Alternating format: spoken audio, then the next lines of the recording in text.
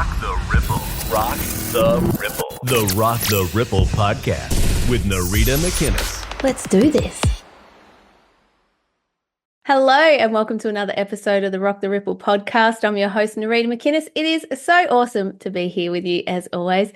And as always, today is another very exciting day because I have another very special guest on the screen. She is a mum, a wife, a spiritual consultant and counsellor, energy practitioner, Ascension Teacher and Psychic, who, among other things, specialises in divination, quantum healing, intuitive talk therapy, space clearing, meditation, and spiritual and ascension mentorship and training. There is, of course, so much more to this amazing woman. She is the one and only beautiful inside and out, Kristin Bredimus. Kristin, welcome to the show. Thank you so much. That's so kind of you. I am so excited to have you on the show. Now, I think I might have mentioned to you that I listened to you a little while back on the Journey to Truth podcast with the amazing Tyler and Aaron, and I just loved the conversation between the three of you. It was just awesome, and I know they were talking about orbs flying around in the where you're sitting right now. So it was just such an awesome conversation, so awesome to meet you. And now I get to meet you here on screen. For people who might not know much about you, I know I've given a bit of an intro, but do you want to just sort of take it away? Who is Kristin Bredimus? Thank you so much. I'm a person like everyone else, and a person who, like many people, had the universe move me from the path that I was on onto a path that became increasingly more spiritual.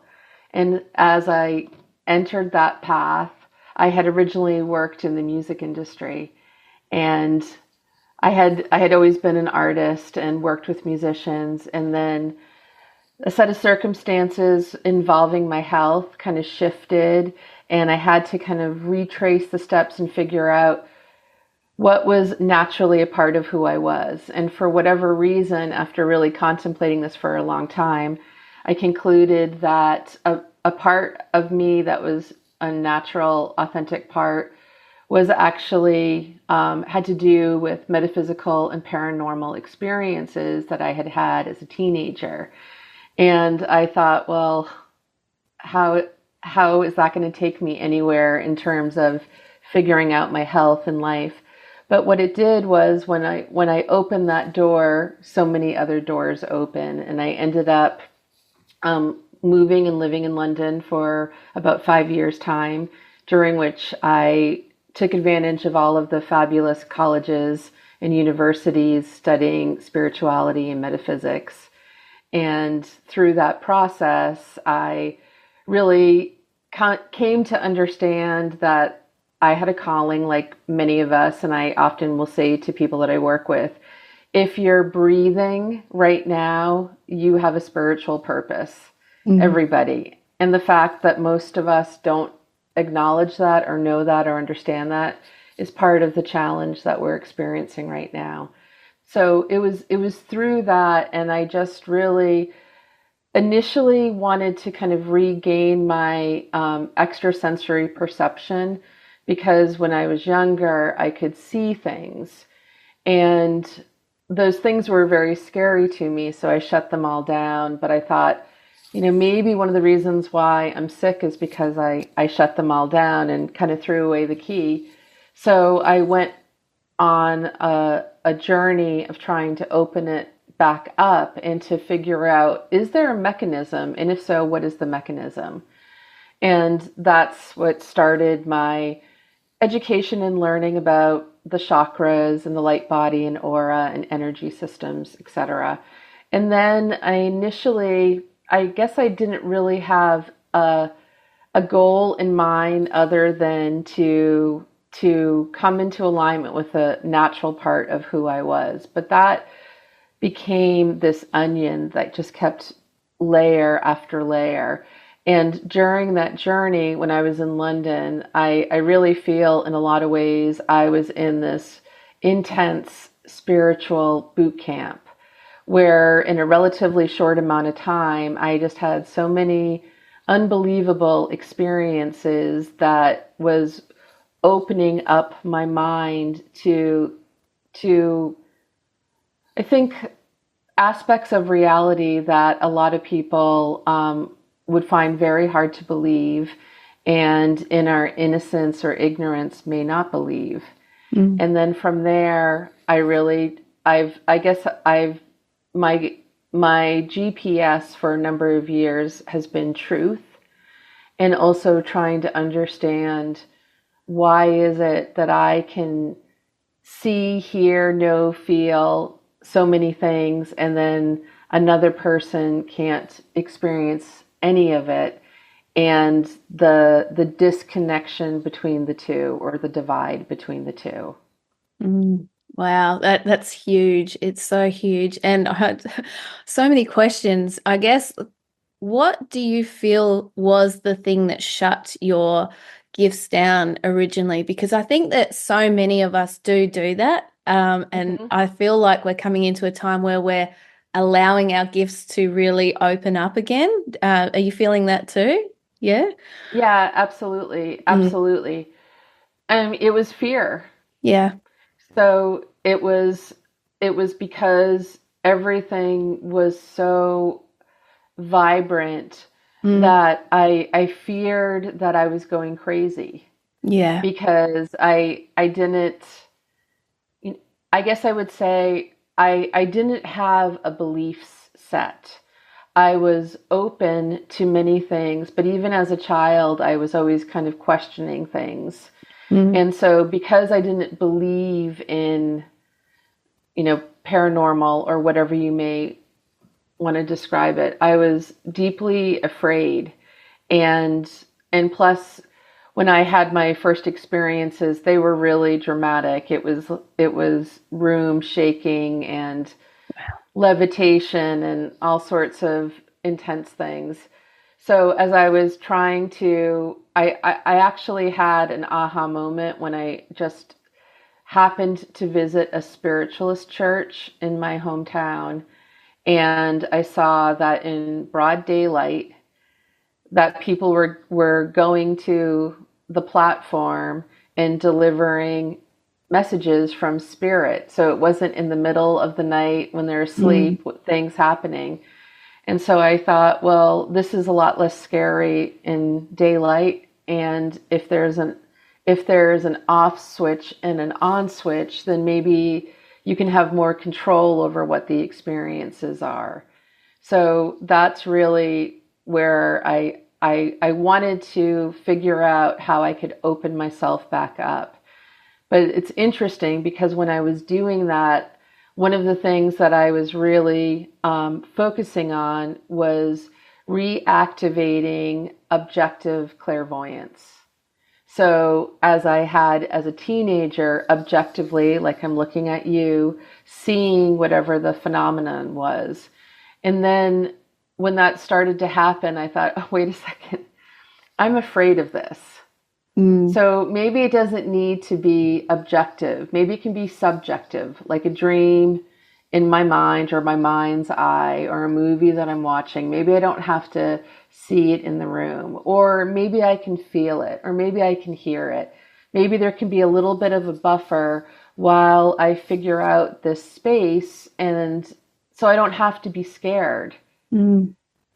So, and I would also say that, that idea of fear is so timely for this moment too, because I think this is what we're really invited to do, is really triumph our own fear in whatever that may be. Yeah, you've sort of hit the nail on the head right there. It really is. Like, I feel like this year especially, I mean, we've been building up to so much, and I think next year is probably going to be nuts, and I'm sure we'll tap into that while we're chatting, but it is like everything is coming to the surface for all of us to really look at, to make choices, to stand in our power, to let go of those things that have been holding us back. Actually, I was having a really good chat with a friend this week, and she's like, she was explaining it like you're doing the trapeze, and you can't go to the next level without letting go of both hands and then going on to the next rung. And that's sort of where we're at, isn't it? Would you say? I think that's a really interesting analogy. I agree with that.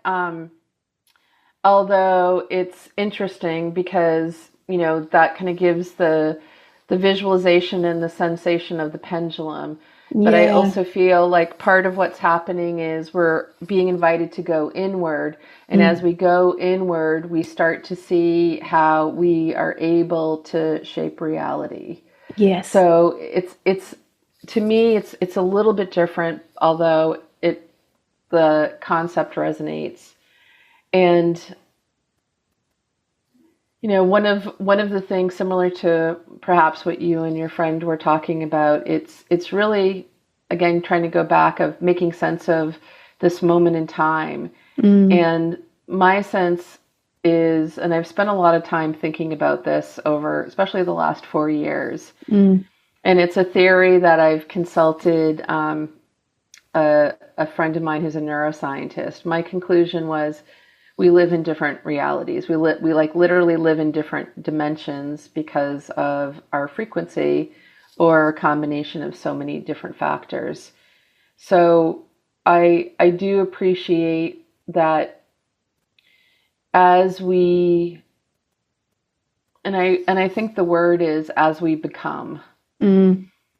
As we become, we are invited to be willing to let go of what we were, or what we believed, or what we thought to be true, because that was in really a binary space. And as we're becoming and evolving, there's just so many more aspects of reality that we're able to perceive. And, that can be a really painful process.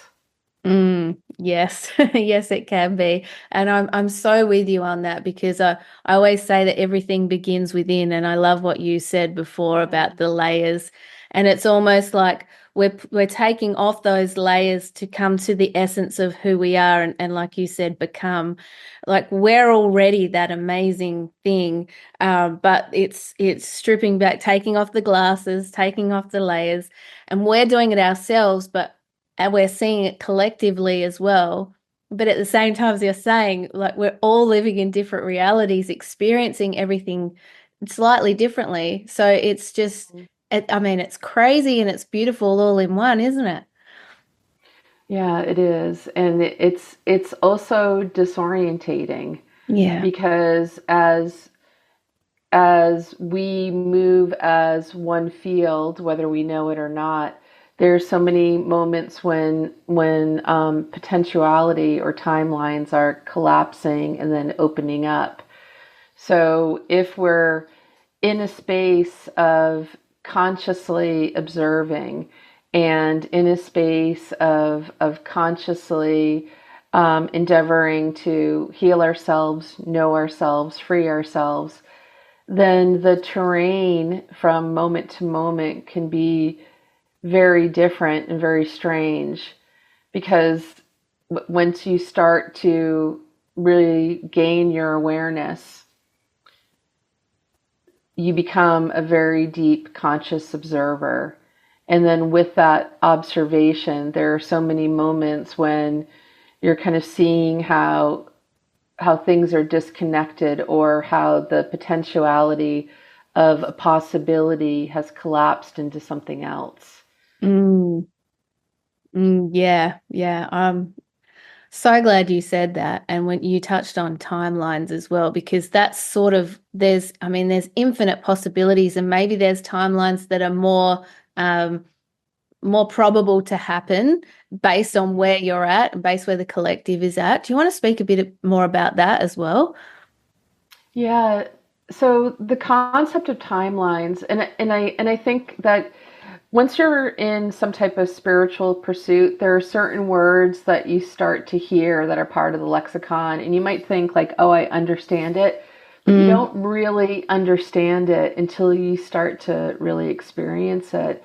And the experience is, it can be more than a conceptual idea. It can be psychological and physical. So I'll say that like the first time that I had an idea of concepts, or pardon me, of timelines, was in 2019 when I really had I was doing this self-healing meditation on New Year's Eve. And as I was in it, I was seeing how everything that I am is the sum of everything that I have consumed. So whether it's literal consumption of food and drink, or it's the information I've taken in, or what my experience is, that every single thing it was the result of what was physically manifested in the body. And so I was kind of thinking about that when all of a sudden it's like this program is being interrupted, and I was sent on a stream that was predictive of what would begin to unfold in 2020. And in that broadcast that I saw, I was shown timelines, and the way that it was being shown to me, it was almost like these slices of time, as if we were maybe even looking at rolls of film. And it kept going back and forth, and it was in the possibilities and probabilities that if we were thinking of a gray scale, it was all the deeper, darker grays. Mm-hmm. So we weren't moving over to the light. We were going really into this dark space. And what I was told was essentially we were entering this period of darkness, and it was just a matter of how bad did it have to get in order for us to essentially wake ourselves up. And it just kept going into that space. So from there, as things started to unfold and there were these different moments, it really felt that, okay, we're edging towards the darkest parts of the grayscale. But in that same broadcast, I was basically shown that from 2020 to 2024 specifically, that each year was going to get more challenging, although our perception would shift after we were out of like the challenge, which we know is COVID and the pandemic and the global lockdowns. Mm. So that when those timelines started to shift, what we were really going to be entering is much heavier timelines. And that depending on what happened in 2024, that would set a course of what the potentiality of what will happen in the next 5 years, and all kind of building to that 2030, 2032. That's the time frame that a lot of religious texts or spiritual texts have talked about. And astrology is predictive of this timeline. Governments have different initiatives. So it's this idea of all of these possibilities and how those possibilities would come into our experience based on whether or not we were going to wake ourselves up, and whether or not through the global trauma that we all experienced, whether or not we would recognize that's a trauma. And we need to tend to the trauma. We need to heal ourselves through this trauma so that we're going to be able to not just survive all these next moments, but get to this place of really thriving in ways that we haven't even really begun to experience, because there's been so many different types of controls. Yeah. And as we go, you explained that so well, by the way. That was amazing. Oh, thank you. As we go into 2025 and beyond, have you sat with that? Because again, like you were saying, when you do that, you do see different timelines and things playing out but for this next period, what are you feeling and tapping into yourself personally? Yeah, thank you for that.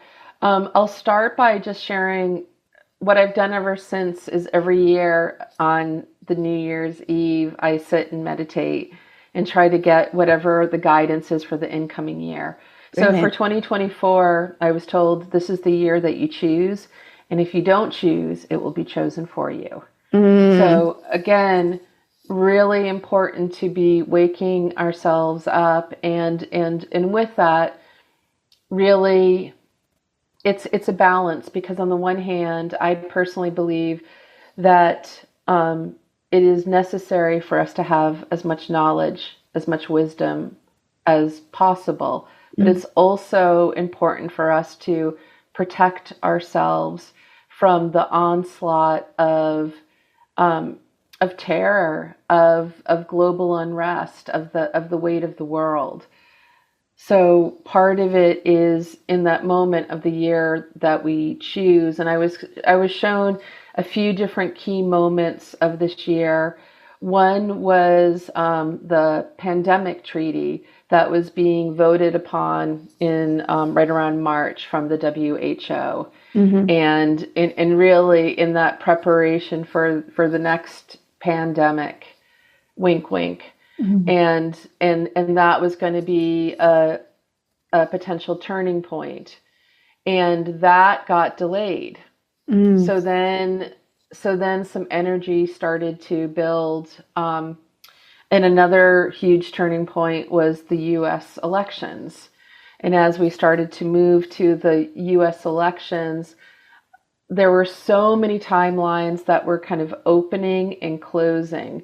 So at the beginning of the year, some of the things that I was seeing and feeling was a possibility of the US elections being delayed, which is something that hasn't happened. And some of the reasons were because of assassination attempts potentially resulting in death, or also health issues with Biden potentially also resulting in death.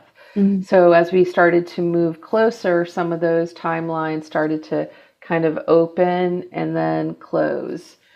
And as it came closer to the elections, I was guided to hold 10 days of light.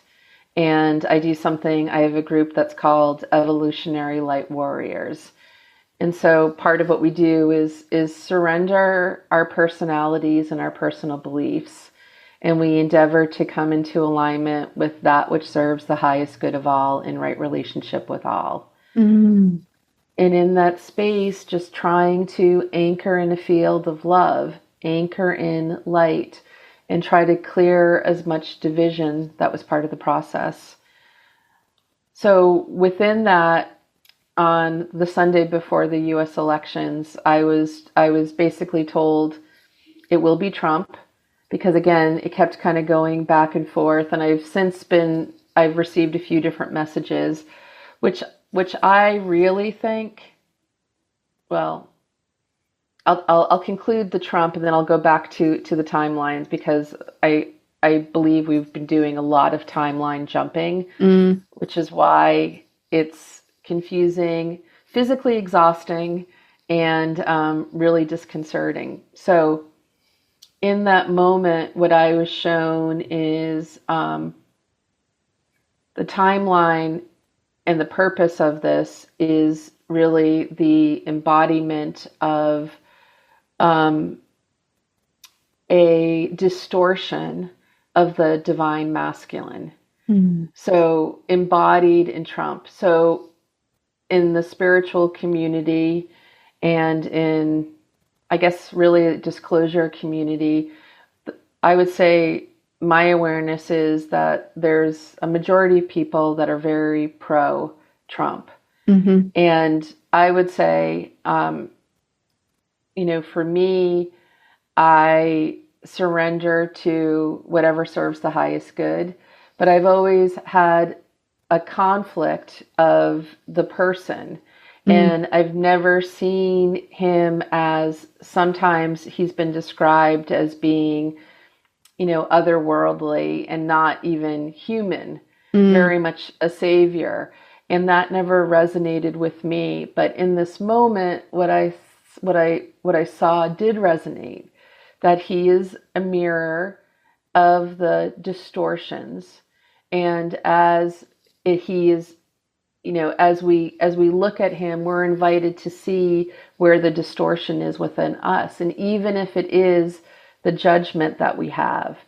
And so that as this is happening, and the reason why he ultimately became president was because this moment in time is completely spiritual. So it's an opportunity for us to look in the mirror and alchemize. So, but I'll breathe, and if there's anything that you want to ask or respond. No, absolutely. Yeah, we'll go back to the timeline. I love how you explain that, because I mean, for me, I've just been feeling that this is a time for us to really reflect within and to honor all of our parts. I mean, that's part of healing, and that's how we do thrive, because we can't just love the good bits about ourselves or the good bits about society, or we have to be able to embody all of it to then be able to walk that path, don't we? So I think you explaining it that way makes so much sense, because that's how, otherwise, if we don't have things to look at or reflect upon or to be able to see ourselves through, we can't grow, can we? Because we'll just be a lump. So we've kind of just got to, be able to, if we can see it that way as well. And that can be hard for people to do sometimes too, I suppose. Yeah, and it definitely is. When I woke up the day after Election Day, I had so many text messages of people completely distraught. And that's one of the things that I think is really different about what's happening, at least what we're seeing in the US, is that there's a portion of the country and our community that is so distraught and believes that terrible things are on the horizon. And I know that there are a lot of conflicting things on the horizon, but there's also a field that is present, and we can't see it, we can't hear it, we can't know it, we have to feel it. And when we allow ourselves to kind of go out of the black and white reality and what we're being told is the moment in time, and we feel into this quantum space, there is this field of love that is just waiting to be ignited within anyone and everyone who's ready to say, you know what, we will no longer be divided and ruled. We're no longer going to be, we're not going to be enemies. We're going to find compassion. We're going to find ways to honor our own divinity and the divinity within all of us. I love that. And it's all about as well not giving our power away to external circumstances or things, and in order to be able to thrive and do all that sort of stuff, we need to be able to be okay. Got my big girl pants on, my big boy pants on, I can do this, but from a grounded place, and to know that we have the power, we're the creator beings, and like you said, when we stand in that place, we can unite because we love ourselves. And when we love ourselves, we will treat other people how we'll treat ourselves, wouldn't we? Yeah.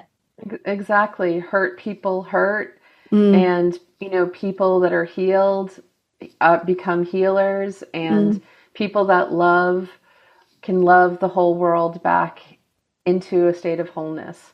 And I know that, love and light got a really bad rap over the last decade, but whenever, I mentioned the spiritual boot camp that I was in London. And part of that spiritual boot camp included clearing black magic, demonic possessions, dark force entities. It was a really heavy body of work that I kept asking, why? Why do I have to do this? And why do I have to know how to do this? And why is this coming to me? But the reason why it was coming to me was to prepare for, this moment in so many ways, because no matter the heavier the quest became in terms of whatever that darkness was, oftentimes the only thing that I was ever armed with was love. And it was about taking that darkness and reigniting it with its own light. And because I loved or cared about whomever was experiencing whatever that experience was, I could hold that field and then collapse whatever that dark force was with an individual. And, that was just preparing us for this moment in time and perhaps the next moments in time that are moving into 2025. Which I guess brings us back to the timelines moving forward. Do you want to go back there? Because I don't want to forget, of course. Yeah. So one of the things that there's a couple of concepts of timelines. I would say man-made and then cosmologically made. So in the man-made timelines, what resonates with me is this concept of the work and the experiments that are taking place in Switzerland at CERN, and this idea of the God particle, and then what happens in terms of potential portals opening up, etc., and those portals then potentially impacting timelines. And then there's natural portals or timelines. And my awareness this year, because when I get the snapshot, I also get a to-do list. Yeah. And I always will joke, like, I just do what I'm told. Yeah. I've cultivated my discernment, but I do what I'm told. And some of the things that I was told was that I needed to gather at every equinox and every solstice, every numerological date, and every new moon, every full moon, and then some here and there astrological events like the eclipses, and that each of these were portals. And again, like many things, you kind of understand it, and then until it clicks in, and it clicks in on a physiological lens where you understand it in a deeper way. So it was really just this on 7/7, so July 7th, when I started to realize and receiving more information that we were basically threading the needle, that we were going to enter a period of time where all of these different events were going to move us through really to a conclusion that was just right about now.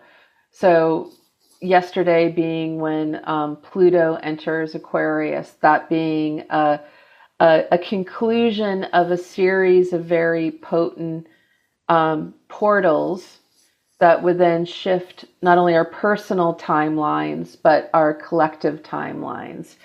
And the way that I would say that what a lot of people were experiencing, unless they were threading through the portals and also PS doing shadow work, meeting all of the parts of yourself and really tending to that it was going to be these massive moments of really like people's, I feel like the past 4 years catching up to people in terms of their physical health and mental health. We've had several moments of that, but this being a big one, especially in the space of mental health. So, and what I was perceiving, that was what was also coming in with that energy, the way that I described it was like this mass suicidal ideation. Very, very heavy energy starting to come in of hopelessness. But if you were threading through the needle, you were then feeling the opposite, that there's this building of light and consciousness. So I personally feel like, well, I don't just feel it, but I feel and know that in terms of the probabilities, that grayscale, we've already started to move through to higher timeline probability, and that there are these moments that are are natural moments that are building in terms of what serves the highest good of all and right relationship with all. Mm. Wow. That is big. It is big, isn't it? And I feel like, because like you were saying at the start as well, like it's been feeling like there's a lot of, I mean, and I know energetically I can pick up on that. I'm sure anyone who's listening or watching this, that they'll be feeling that too. Like some days you're just so drained, like more drained than ever. And do you feel that it's all been building up to this time, Pluto going to Aquarius, just everything is just sort of bottlenecking, I guess. And like you said, if you haven't been doing the work, you're going to be pushed, I guess. Is that in a nutshell sort of what you're saying? Mm. Yes, and I would say that I perceive that there's a few different variables. Yeah. So one is that there are literally these man-made timeline shifts. Yes. And since 99.999 of our universe is unobservable, our universe is primarily plasma. We do not observe it. And we're not observing it with our eyes. But if we allow ourselves to go into our extrasensory perception, we can feel it. And there have been days when I know for myself, I have felt those timeline shifts, that something is different. It's nuanced, it's subtle. Sometimes even people that I know it's like these different versions of themselves. It's very nuanced. And I have felt personally that some of these moments in this year that it has become increasingly more physical. So more aches and pains in the body, more fatigue. But there's two other reasons for it. So that's just one aspect. Another aspect of it is because we're preparing for the future. And the future right now, as it's being dictated and mandated, is in preparation of the future human and the internet of the body. So in preparation of the internet of the body, it is the internet of things. And in preparation of internet of the things, the globe is being gridded with the technology. So part of what is happening is that we're responding to the non-native electromagnetic frequencies. So all of the Wi-Fi, the 5G, etc. And that's not harmonious with our body. So that's a component. But there's a third component that's good news. Yoo-hoo! And the third component is that we are literally evolving in the timeline of these bodies. And we are evolving as the planet is evolving, as the universe is evolving. And so part of what is happening with our evolution as we become and as we remember and as we reclaim, we're literally building our light bodies. And as we build our light bodies and we do the shadow work, we literally enlighten. And as we enlighten, we're becoming and holding our light from the inside out. And this correlates to what geological biologists have observed, and they started tracking it around 2007, where they started to detect anomalies in the Earth's frequency. And over time, they realized that on the equinoxes and solstices, the Earth enters a period of harmonic resonance. And the frequency of the living being, that is our planet, rises. And that with every equinox solstice, that amount of time would multiply. And now the math of it is that by the spring equinox of 2025, the Earth will have completed her own ascension cycle, her own rising of her frequency, being reborn in a higher frequency body. And because we're living on this planet, we are doing that because she is our mother. So we're doing it with her, aren't we? And then we've got these other bits that are sort of playing the game of trying to keep us small, for want of a better term.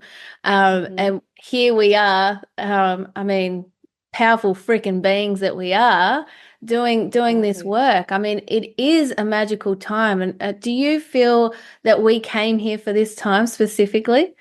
Oh, I know that, and that's what I always tell people, especially when they're in despair.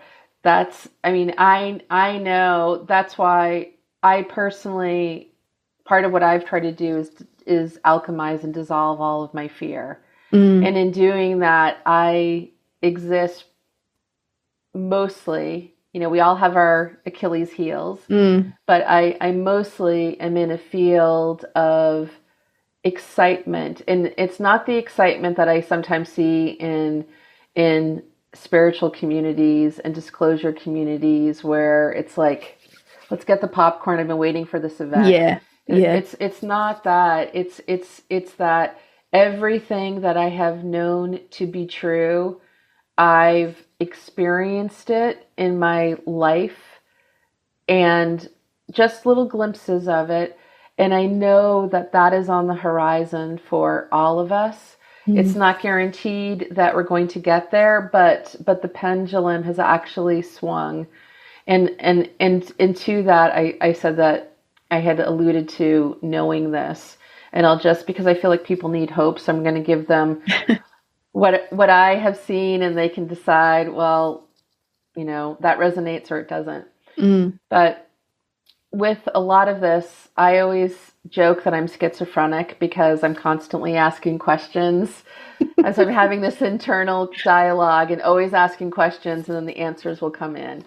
Yeah. So one of those pieces, as I've really been dedicated to do whatever I can to lift consciousness, and understanding that, one of the most powerful things we can do to lift consciousness is to gather as a group and meditate. So as we are able to lift consciousness, one of the things that I asked was, well, what percentage of the global population do we need in order to start to shift that pendulum, to tip the scales? And the answer I received was 1% of the global population in varying states of awakening, or maybe ascension, or remembering, whatever resonates with you. And then I asked, well, how are we going to know when we reach that 1%? And what I was told was, when the aurora borealis is displayed outside of its normal hemispheres. So when it migrates down to other parts of the country, and then I was also told that it would have primarily hues of magenta and purple.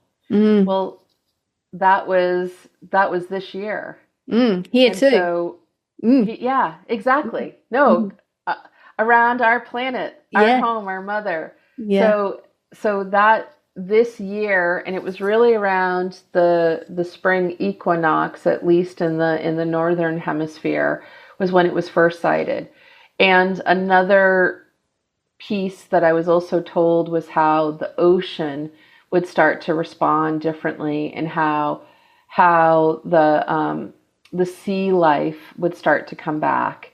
And I have a daily, because I do what I'm told, and since September 9th of 2022, I was told to rise at dawn and see the dawning of the fourth dimension. And so the fourth dimension, the way that I conceptualize it, it is that space. It's not just the layer of the physical and the astral, but it's also a space of the extrasensory perceptions.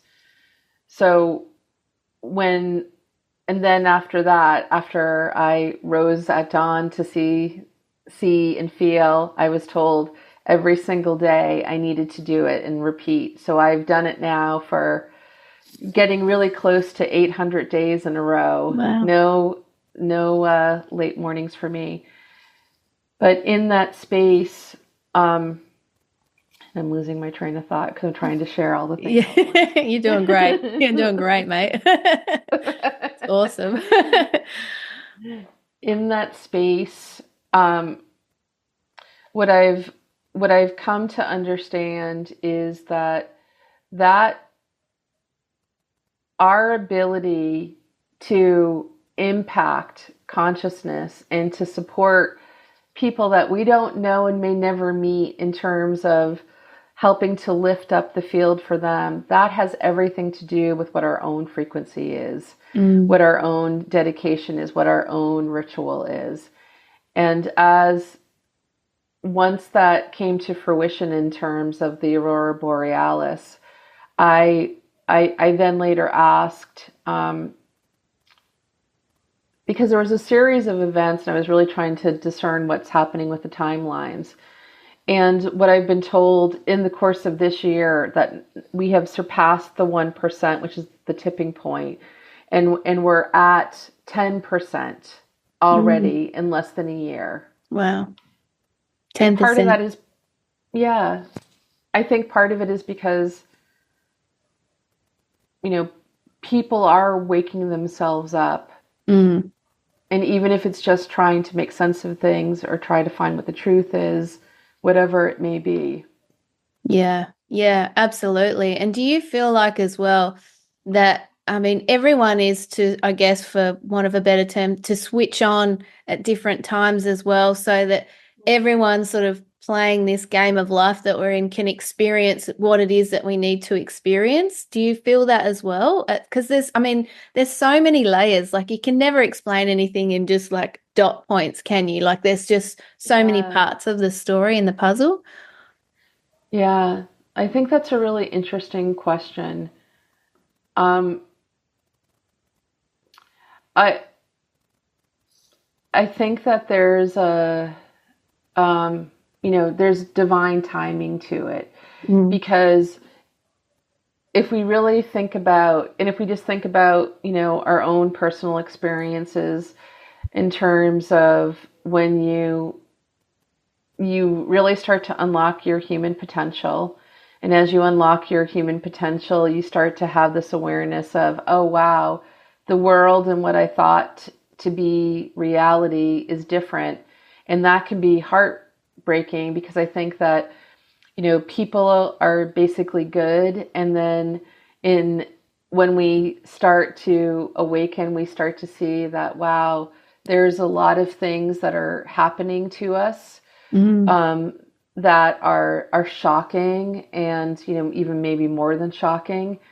So then it's this period that is overwhelming, and I know that for myself, I definitely, through that ascension process, I had a brief period of existential dread and crisis as you follow the rabbit holes, and then you get to like, oh my God, how are we going to get out of this? But luckily it was only brief. So I think the reason why, because if many of us were having that simultaneous experience, first of all, the collective would drop into that despair, because we're all woven together.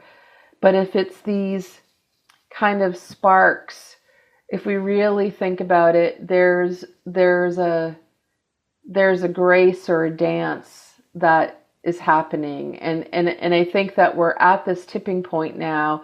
And I've been saying this to my students, and then also young practitioners. It's go time. It's been go time for several years, but it's really go time. So enough of us, and at least, 1%, possibly more, we have a little bit of knowledge, and again, we're all in different stages, but some of us are a little bit further ahead, so we can hold the space for others, so that we can honor where they're at, so we can maybe answer some questions if they're open and curious. And I think that increasingly, And I know it's a tricky time because we're in this portal of massive disclosures. Mm-hmm. And I think that, between things that are being hidden and things that are emerging, it can be very overwhelming for people. And I hope that if people are overwhelmed, they turn off the news and they go inside. And once their nervous system is recalibrated, maybe then they go and do a little exploring to try to make sense of it. But, luckily there's a lot of people that are just a little bit further along on a journey that we're all invited to be a part of, recovering and repairing parts and gifts that are in all of us. This is what it means to be human, that we have all of these amazing aspects of ourselves that we're slowly starting to unlock and discover. And as like one person gets some clues, if they share some of the clues with other people, then it can eventually get to a place that's much more fluid.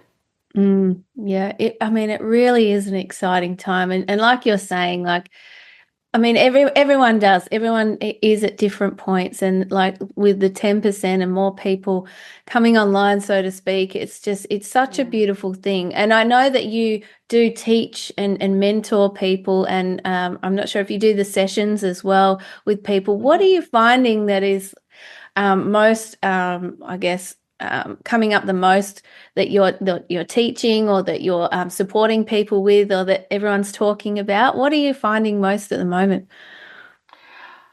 I think, unfortunately, most people, and even I always think, if people come to me, then they're initiated on some level. And, I don't advertise. It has always been that, through the ether, whatever it is, people find me, and then we'll begin to work together.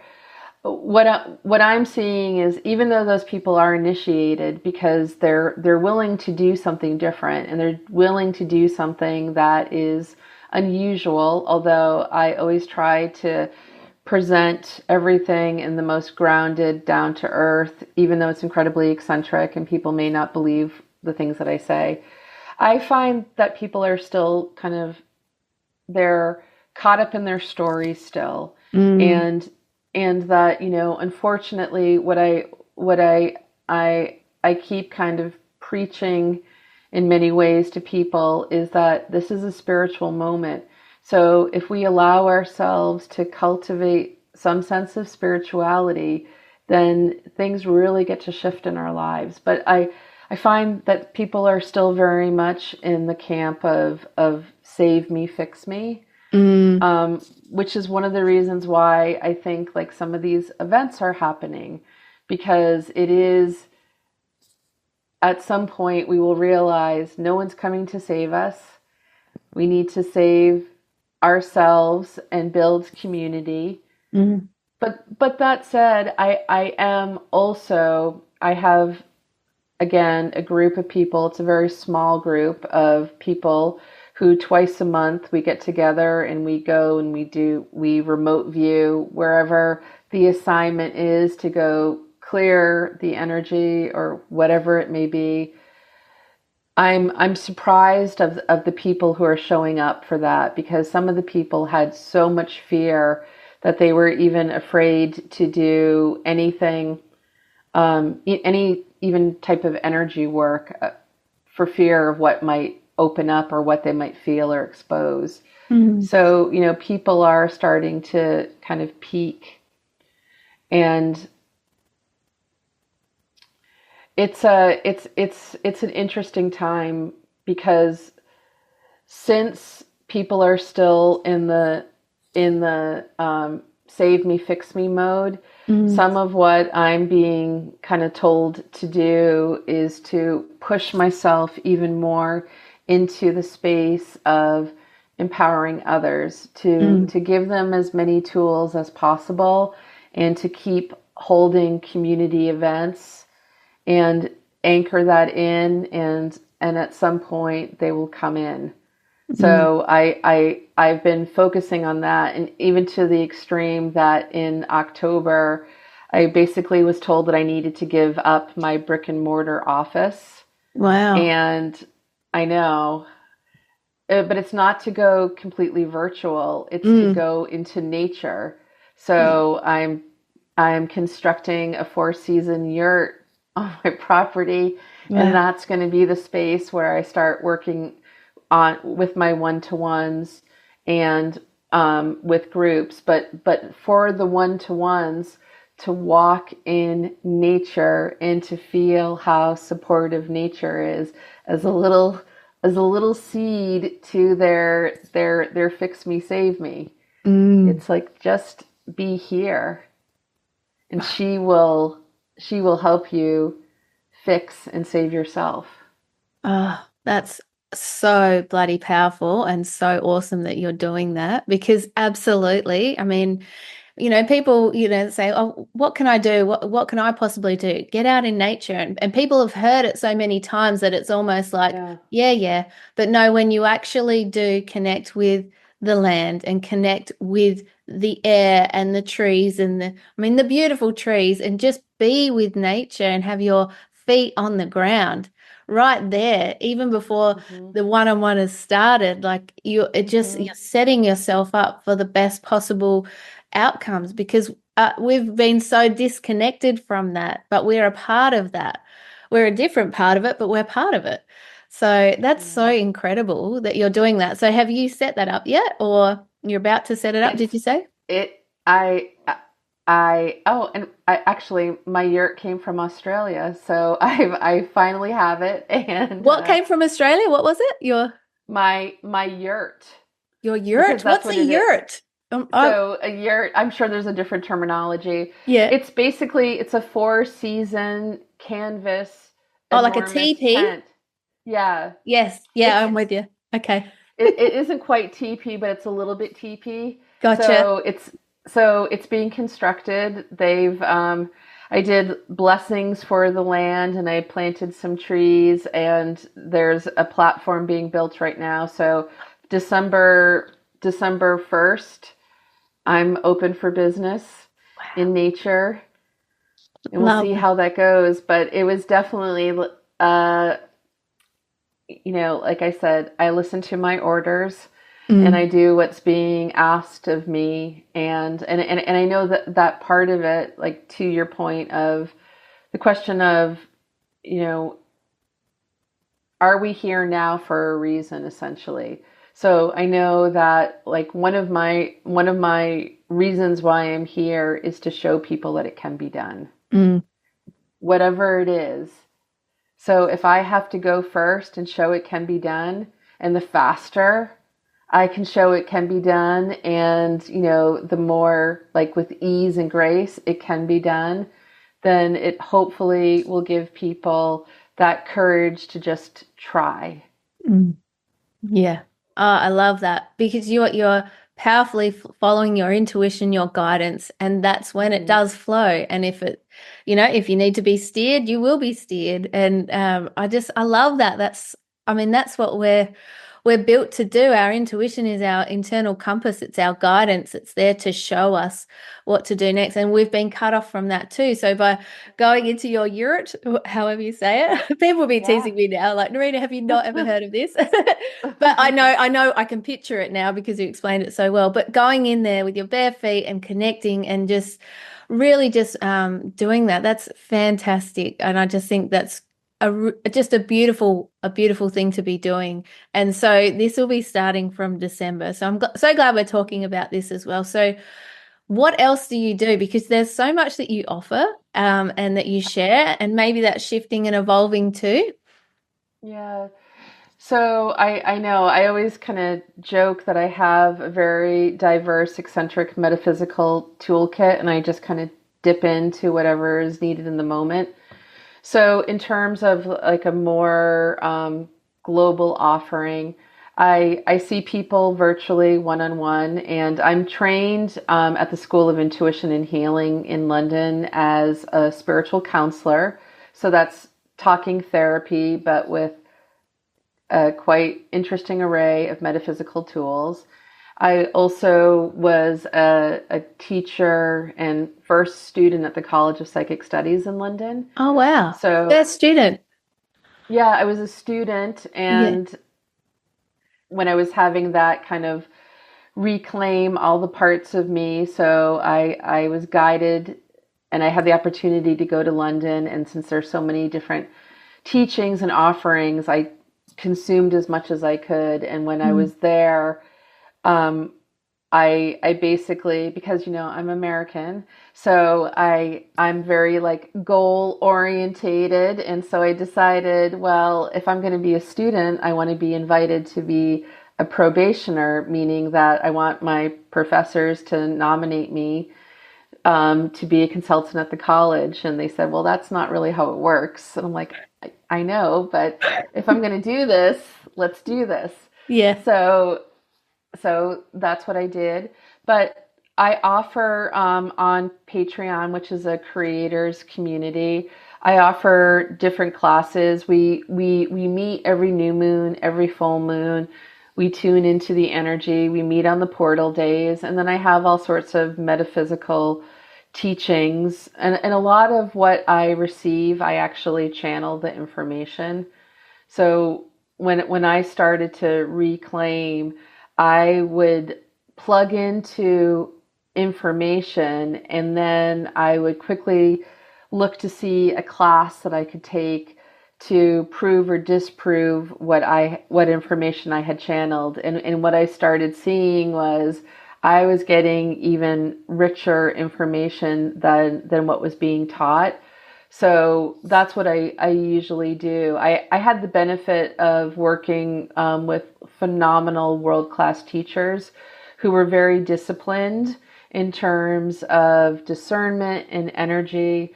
So there's a great foundation that was built, and then I can get into these creative spaces and feel what the energy is. So I do that on Patreon, and I do space clearings, all sorts of things. It's kind of like you name it. But what I'm passionate about is helping people remember who they are. Yeah. Yeah. I feel that. I feel that from you. And it's just, that's the core of it anyway, isn't it? That's to remember who you are. And with that in mind, is there anything on your heart that's bubbling up right now that you're like, I need to share this too? Like there's something you want to share that, people, whatever it might be.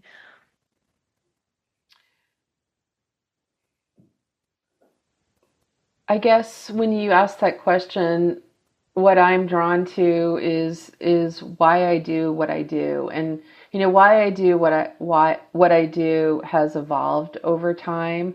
But what I do now, which has been every single day since December 31st of 2019, when I saw where we were going as a collective throughout humanity, what I do every single day, literally, is I anchor in love. And I study consciousness, and I study metaphysics, and I have been trying to uncover how I can have the most impact. Because at first, especially in 2020, I was trying to gently not scare people, because I was in the business of, nurturing and support, but I also had received all this information. And I realized that no matter how I tried to explain it, that I would end up alienating or scaring people. And so I just eventually got to the point of, what can I do? How can I have the most impact? And really, it is that inside job. And then every single day I go to the ocean and I do different rituals. And a lot of the rituals weave in different esoteric teachings, different energetic teachings, spiritual teachings.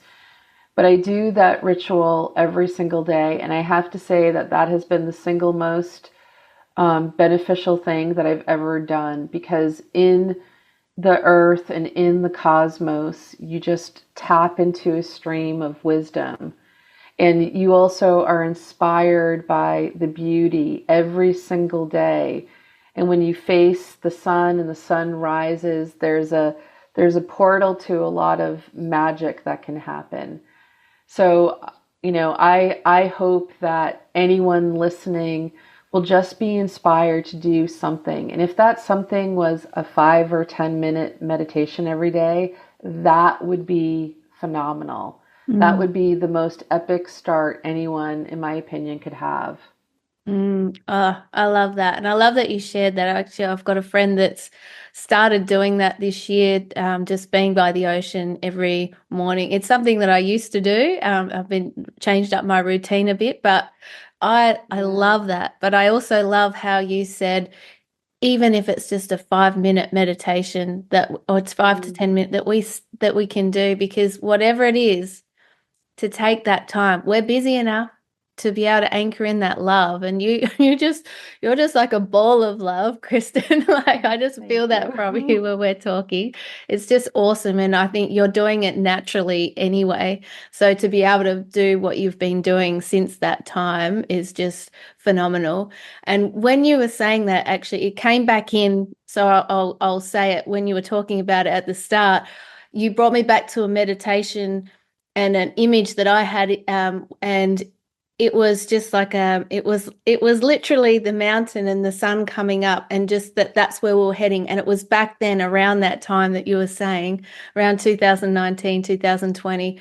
And I was asking the question, how can I best serve? And it seems like it was similar kind of questions, like, and I think so many of us, we want to be able to make a difference and to help. And you tapped straight back into it just then and saying, well, you doing that inner work, and then just taking that 5 minutes, that 10 minutes to be with yourself, anchor in love. Like, that is huge. It can't be underestimated, can it? No. And I often think, I know, and I don't know if this has been your experience, but when I've worked with people, one of the things, and as I've traveled the world too, one of the things that I've often thought about was how unbelievable it is that no one that I've ever met and no culture that I've ever experienced has been based on a teaching of self-love. There's so many about loving others, but that self-love piece, and how it is so necessary. It's so important for us to get to that space, even if it's uncomfortable, because that is then the way through, and that's what helps us be in these spaces that are potentially like non-reactive when things are challenging, and have a different depth of a different reservoir when things are overwhelming, and how it then becomes a pathway for us to offer grace, compassion. And, when we are more evolved, and I'm not saying that I am always the most evolved, but when I can hold that frequency of love and really from an unconditional space, then everything starts to change. And I know that one of the things that I'm concentrating on for 2025, I recently attended a virtual conversation with different elders of the original people. It's global. And there were different messages that I'm paraphrasing and kind of put my own touches on, but it's essentially that we're being asked to hold the paradoxes and to allow the friction. And through the friction, even though it's uncomfortable, a new dawn is going to be forged. And it's something that we don't even know. Like, no one even knows or has any experience of what that could be.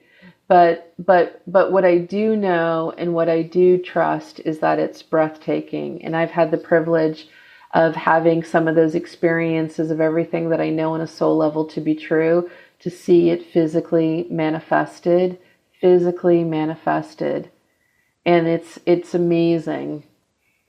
So that's what the focus is for 2025. Whatever the outside world may want to say, and I'm sure there will be many challenging things, but the focus is going to be hold the paradoxes, try to allow surrender. It doesn't mean you're complying, but you're just understanding that this friction is part of it, and then allowing that new dawn to be forged. Oh, love that. Love that so much. And I love that you just shared the self-love, because that is the key. It really is. And I think more of us doing that. And you're right, like to be able to hold the paradox, because we are a paradox ourselves. We have all the different parts. So it starts right there, and just love yourself through it. And it's not airy fairy, oh, just love yourself. It's no, when you are doing a huge service to yourself and humanity when you can love yourself. Yeah. It's and that can be challenging. It can be so challenging, and setting boundaries, knowing how to do that. Just like so many different things come into play when you start doing that. So, and I love that you had the conversation with the original people around the world. That's just fantastic. Oh, Farah, I could talk to you all day long. I know, same, but I appreciate. Yeah. So before we start to wrap up, I would love for you to be able to just share so people can know how they can find you. And if there is anything else on your heart that you want to share before we do. Yeah. Oh, thank you. I feel, well, I guess I do want to share that one of the most amazing experiences of my lifetime happened 2 years ago. And I had the opportunity to travel to the root chakra of the earth, which is Mount Shasta. And it was on Mount Shasta that I was able to have this experience, which was unbelievable. And I was guided by this beautiful being who goes by the name Paul of Venus. And he's been living on the mountain and discovering the mountain for a number of years. And he's had a unbelievable, miraculous physiological transformation and healing from his time on the mountain. But through going to parts of the mountain and different energy vortexes, I tapped into a field of love that was unlike any human experience of love. And it was of, as you said in the intro, I'm a wife and I'm a mother, and I love and I am loved. And what I felt was something that is beyond description. And that feeling of love, and it was really tuning into the love that is the love of no beginning and no end. And it's a field. It's not a feeling. It's not an emotion. It is a state. And in that state, able to plug into it because of grounding, opening, and allowing the earth and the cosmos to come into the body and all of the variables. It was a moment that just validated everything that I knew to be true in terms of what we can experience in the timeline of these bodies on this planet, even amongst all the division. And I just want people to know, or at least if I resonate, if anything I've said resonates, then I just want to invite you to believe that it can be true, because it is true. And that has given me so much hope. So, and after that experience, I was very depressed, because it was like, I have to live on the mountain all the time so that I can be in that energy. Yeah. And after my mini depression, I then started to realize that, oh no, I'm going to bring that energy and plant it and anchor it right where I am. And so there have been moments when I've kind of tapped into, it hasn't been as vibrant, but it will be. And I know that it will be. Oh, I love that story. I love that story. Thank you so much for sharing that. And you're sharing, what you're doing is sharing the possibility of what is already true. And Exactly. that is fantastic. And that we all have that ability to tap into that. And maybe we don't need to climb the mountain, although I would love to go to Mount Shasta one day. But do you know, we have that ability to tap into that. And I like, because, you know, it's hard to explain something that isn't experienced or is not a feeling. But so I like how you explained that it was a state, and then bringing in that state. And that is our natural state. That is our natural state, to be in that, isn't it? It is. Yeah. It is just connected to everything and everyone, and to be in that field of unity. And it is blissful. And there's nothing man-made that can mirror that state. It is pure reality. So if we can get to pure reality, it's unbelievable. That's awesome. Oh, thank you so much for sharing that, and just for being on the show today. It's just been so awesome to connect with you in real life, on the screen at least. Thank you. Yeah, so how can people connect with you? Where's the best place for them to find you? I'll link it all in the description and show notes for them as well. Oh, thank you so much. So there's the option of my website, which is my name, Kristin Bredimus. There's the option of Patreon, which is what I would encourage people to go to. And on Patreon, you can join live monthly meetings and sessions, and or listen to the recordings. I'm very grateful that I have one individual who is from Australia that's part of the community, so I don't always get to see her live, but I'm always grateful when I do. And other than that, I'm on Instagram, and I'm the only Kristin Bredimus in the world, so it's easy to find me. I'm also on YouTube, and that's where you can, all of my meditations I upload every single day. So if people just want something that they can listen to and try to get a little bit of a sense, or even just listen to the calm ocean in the background and see a beautiful sunrise, then they can find me there. Yeah, no, that's awesome. And I've checked out some of your beautiful photos at sunrise on your Instagram page, and they're just beautiful. I'm the type of person that's taken so many pictures of sunrise or sunset as well. It's just, yeah, you can never get sick of it. You really can't. It's a beautiful. It's always different. Every day it's different. Yeah. That's right. It's just so beautiful. So, oh, thank you so much again. And while I'm thanking you, I want to thank you at home as well for tuning into this awesome conversation. I hope you have loved it as much as I have, and I hope you have too, Kristin. It's just been so great to have you here. As always, share, give it a like, thumbs up, subscribe, leave a comment. Always love hearing from you. Thank you for being here. And again, just thank you so much, Kristin, just for sharing your wisdom and your soul and your heart with us today. I so appreciate you. Thank you. And thank you for inviting me too. It's been my honor.